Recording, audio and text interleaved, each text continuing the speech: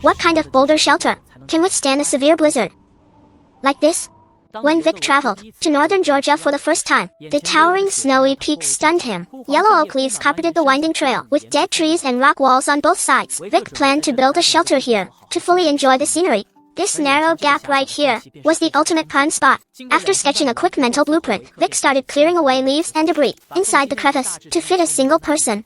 Once the surrounding area was spotless, Vic gathered some flat stones and stacked them layer by layer. After all, this rock fissure was a natural windbreak, raising the floor, kept the cold from seeping into his sleeping bag. After laying the base stones, Vic brought over suitably sized rocks along the sloping sides of the opening to build half-height retaining walls. This prevented slipping down the slope in the snow. You have to admit, Vic's craftsmanship is top-notch. If he worked in our village, he'd make at least $250 a day. The entire crevice, under his constant work, had completely transformed. But to survive the harsh wilderness, building a fireplace was next on the agenda for a master's top student.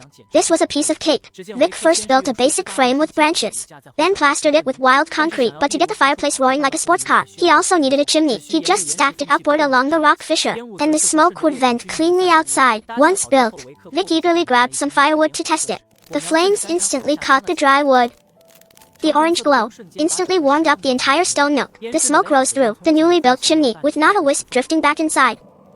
After a brief test, the temperature inside steadily rose. Vic used the leftover concrete to smooth out the side stone platform. This would be his wilderness dining table later. After finishing that, he went out to find wood for a bed frame. In this forest, dead branches were in endless supply. In no time at all, Vic had gathered enough materials. Then he wedged logs into the rock crevices. The empty space in the middle was packed with dry dirt.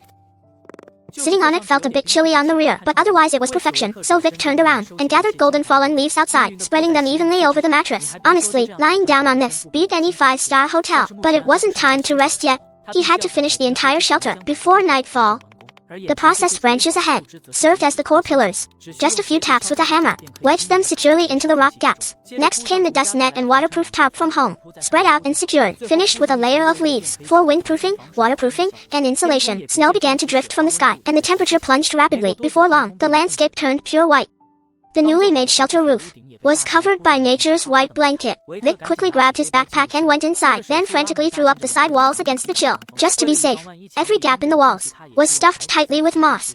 As for the door, Vic had his own unique design to enjoy the outdoor view at any moment. He made a roll-up door using transparent plastic film. This way, while blocking wind and rain, the outside scenery was fully in view. Once done, he began gathering a stash of firewood to get through the unforgettable night. The warmth from the fireplace slowly toasted the entire shelter. The blizzard outside was still howling, pattering softly against the snow on the roof. Vic leaned against the stone fireplace, took out some freshly boiled water, brewed a cup of Americano, and began to relax, looking at the snow-covered mountains outside the door. The day's exhaustion slowly melted away, leaving only a rare peace and relaxation.